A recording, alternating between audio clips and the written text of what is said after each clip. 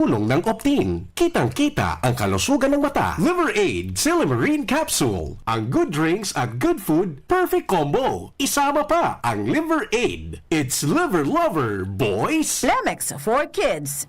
Mommies, agapan agad ang ubo at plemang nakabara. Pambatang lagundi. Plemex! Artisan Joint Supplement. Bumabagal ang galaw dahil sa joint pain at arthritis. Mag-Artisan. New Cobra Rice Energy Drink. Less sugar, less caffeine, kaya swabbing energy. Plemex. Pag may ubo o hika, Plemex agad. Basta lagundi, Plemex. Mga tugang, iskaramusa na sa DCGB! Iskaramusa na sa DCGB! Escaramuza, istorya sa kakanan, mano-mano sana, Marina, intra na sa Escaramuza.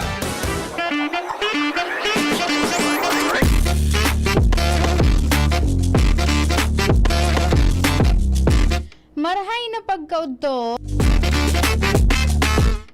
ano po di mainito na pagkahapon na Kuya Jo.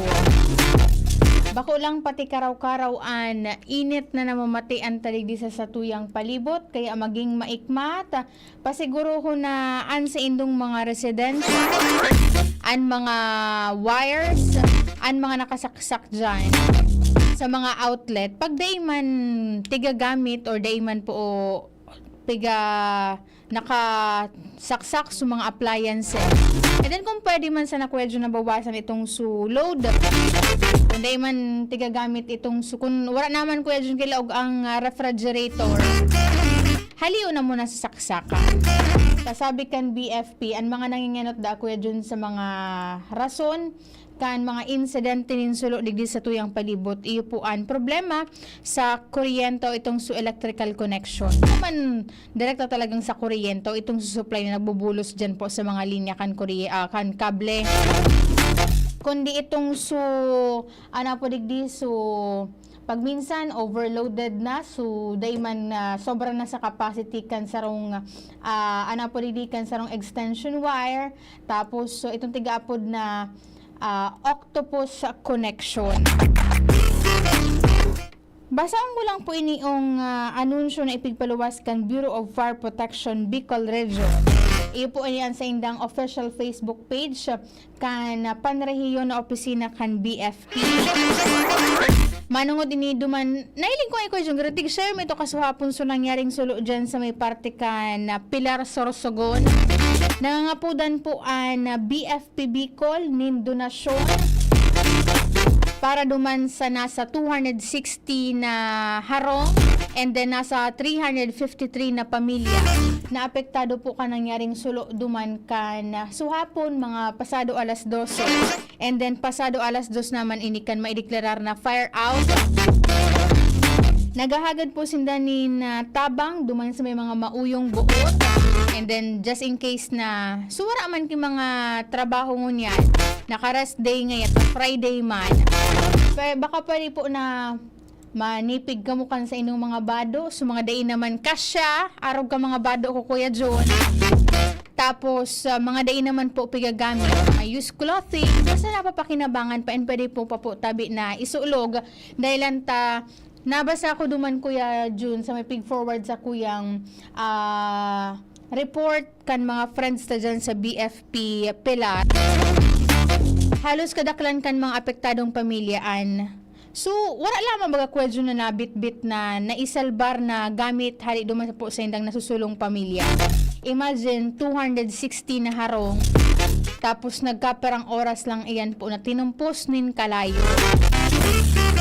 Sabi digdikan BFP Bicol sa mga gusto pong magdonar sa mga apektadong pamilya dyan po sa Purong Batia, Barangay Banuyo, Pilar Sorsogon.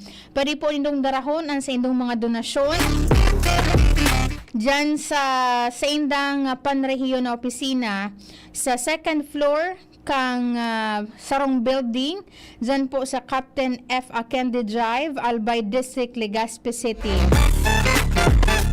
Sa inutan lang po yan kan Bagong Bayan Central School. May saro dyan na durudakulang building. Yan po dyan ang panrehiyon na opisina kan BFP Legazpi. Kay puhan pong darahon on or before alas 7 nin pagkaaga sa aga po tabi March 15. Kung may mga toiletries, may mga towels, beddings, tamong, bado, kung may sobra po kamo dyan na pagkaon, ano pa ba, mga gamit ki-aki, and then itong sa mga elderly, darahon po tabi nindo dyan dahilan tadakulang tabang na po iyan duman sa mga apektadong pamilya. Although kasuhapon, naging makaskas pagresponde kan DSWD Bicol sa pangyanot ni Regional Director Norman Laurio na iyuman po sunangyanot sa pagbisita duman sa lugar kan nasulo. And then pigbisita man inda su paramihan tras na tutuluyan kay itong mga apektadong pamilya. Duwang covered court duman sa barangay and then sukataning pang barangay. Unpresenting pigo uukupar po ngunyan ka na mga apektadong pamilya. Pero imagine Kuya Jun, itong sa mga itinaukan na DSWD, madural sa nito ki nagkaperang aldaw. Ano na sa mga masunod na aldaw kan sa indang pangaipo. And then kasuhapon man nagpahayag actually banggi na ini.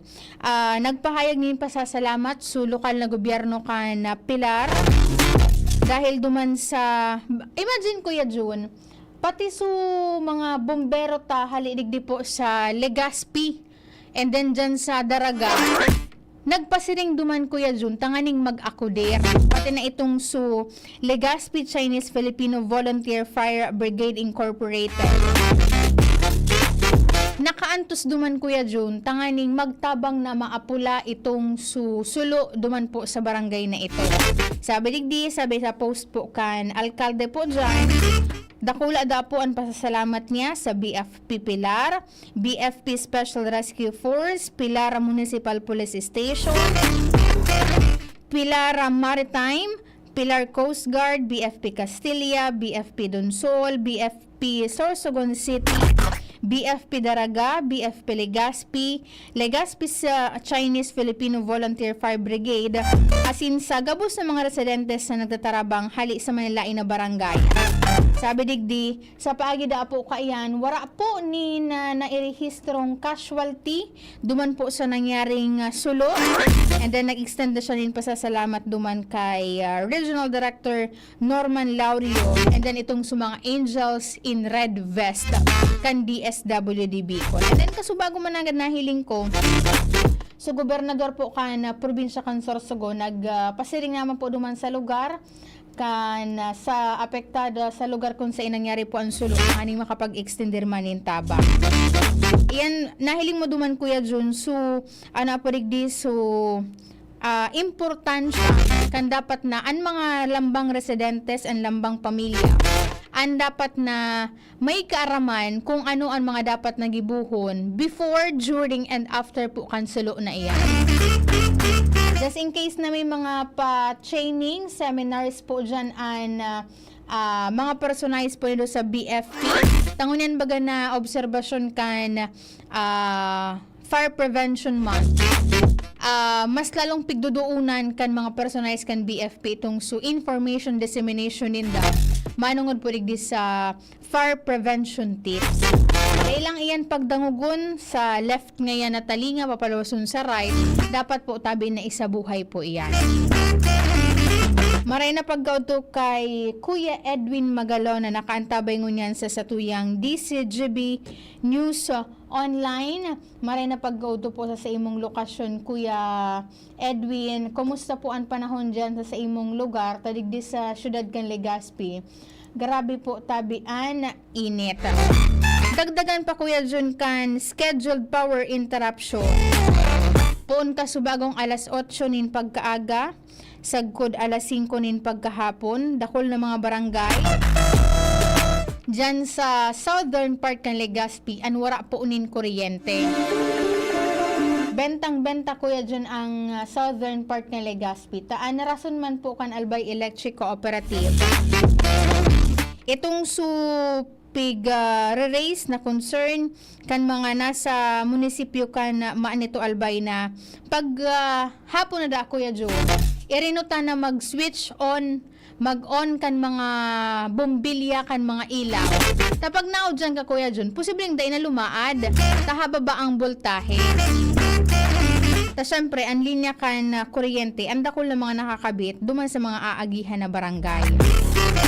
Kaya, babalyuninda, hali duman sa single phase, pasiring po sa 3-phase line, nyaw na dyan sa patrabaho, pagbalyunin mga linya, sa may parte kan Barangay Bunker 1, and sa good po yan sa Barangay Kawayan, kan Maanito Albay. Medyo halawig pa. Halawig pa ang mga linya na papakarayon. Kaya posible Kuya Jun, na pirapang mga Sabado and Biyernes as in Sabado, ang makaka-experience po nin power interruption sa nasabing mga barangay.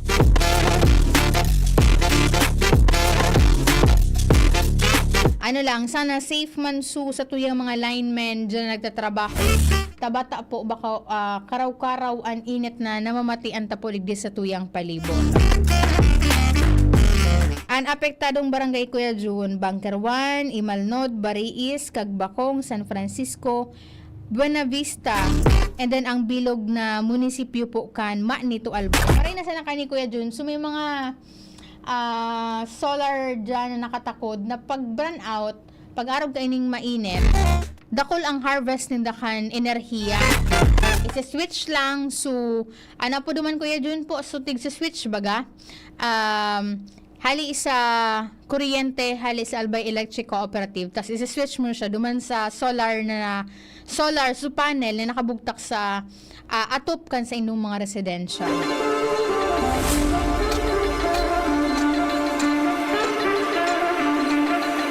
And duman po sa mga naghahapot kan na anunsyo, abiso hali sa National Police Commission, NAPOLCO. May ipigpalawas sindang anunsyo 17 hours ago. Sabi digdi, duman po sa mga ma-file nin examination and application and masumitir kan mga magakanigong requirements. Halimbawa, nakapag-register na kamo sa paagikan online, i-disregard nindo sa indong mga schedule. Dahilan ta, pwedeng magsumitir ni mga dokumentos na kaipuhan poon March 17 sa good March 28 dyan po sa Napolcom Regional Office Number 5 sa Rawis, Legazpi City. Apera sa pag-akseptar kan mga dokumentos na i-sumitir ka itong sa mga ma-apply na gustong maging mga pulis, po digdi, pwede po kamo magpasiring dyan and ipoproseso po iyan sa mga nasabing petsa. Mantang itong sa mga niyaon po dyan sa may parte kan Naga City, itong sa mga nag-a-apply para na examination venue nila sa Naga, pwede silang magpasiring dyan sa Camarines Sur Police Provincial Office sa Camp Colonel Juan Querubin Miranda, Concepcion Grande, Naga City. Poon po sa March 17 sa good March 2025. Iyan ang anunsyo na ipigpaluwas po kan National Police Commission. And then duman sa PRC man, may ipigpaluwas na pong schedule para duman sa examination man kan Professional Licensure Examination for Teachers. Sa parte po yan sa munisipyo kan, sa syudad kan Legazpi, sa Catanduanes, asin sa Masbate. Check lang po nindoan sa indang mga official Facebook page dahilan ta duman man iyan tig papaluwas nindaan sa indang mga anunsyo tanganing magiyahan itong sa mga personang igwa po nin mga magakanigong transaksyon sa indang mga opisina. Prior kayan, kay po nandong i-check iyan. Tamalay mo baga, may mga nakaschedule na war half day ngayaan sa rong opisina dahil nga sa may mga siring kaining concern. Dahil man ka mabuyo po dyan sa pagpasiring sa may lain ahensya kan gobyerno po digdi sa tuyang palibot. Kuya Chadi Velasco, maray na pagkahapon po sa imo. Sabi ni Kuya Chad, Kuya June, mainito na hapon mga ka-GD. Kuya Chad, mari ka sana dyan, ta. Pag ika naiinitan, pwede kang lumublob sa swimming pool. Bahala ka na garing kay Tito Tak. Maray na pagkaudlo dyan sa Bernice Resort dyan po sa Ligao City. Kuya Chad Velasco, ingat-ingat lang sa imong pag-drive, kan sa imong kabayo. Dahilan ta may mga nagkakahiriling pakitang mga pangyayari, mga road crash, imbeltoan mga motorsiklo. It's either self-incurred iyan o kaya na may kabanggaan na imbelto po sa road crash. Importanteng marhay na magsunod po kita, magsulog nin mga protective gear, helmet, and itong sa mga mamaneho nin four-wheeled vehicles. Dapat po tabi kamuan naka-seatbelt. And sa good at sa nahapon lang po itong Sudiskwento Caravan kan Department of Trade and Industry Bicol. Sabi ni Ma'am Bem sa Kuya Kasuhapon, dakol da pong mga distributor and pwede pong nag-participar po dyan. And then sabi po kasubago ni RD Dindonable, 10 to 20% na discount Kuya John and itatao ka itong mga nagpartisipar doon. Nagtitinda kan sa inang mga produkto. It's either hali sa agrikultura, tuyo, tinapa, bunay, may mga frozen products, and then itong mga vegetables, pwede ka mong makabakal dyan. And then itong mga may mga may mga gusadit na sari-sari store, dyan sa may parte kan Rawis, pwede po ka mong magpasiring dyan sa opisina kan DTI Bicol, dyan po sa Barangay Rawis, Legazpi City. Tawara man sindakipig tatalaan na sagod lang ngaya kaining amount and pwede mong mabakal. Dahil ang tadakol man da su supply, su numbers of goods na daradara po dyan kan manilain ng mga distributor. Nakahilingan niya ako dyan kay Biscuit. Sabi ko kay Joshua, ano po digdi, magbakal ka niya ako Joshua kay Biscuit. Kanang kalaagduman, buy one take one. Tapos ang presyo niya Kuya June, 50 pesos lang. Kung sa mall ka ato magbakal, ang presyo ka ito posibleng nasa 60 or 70 pesos na. An kada saro, ito dyan, 50 pesos, buy one take one na. Naman sa mga paraan tabay tang may mga tindahan, nagnenegosyo, pwede po ka mong maghabol dyan dahilan posibleng mga sagod alas 5 o alas 4 imaginin pagkahapon. Bukas po iyan, parte po iyan kan celebration kan World's Consumer Rights Day sa aga po.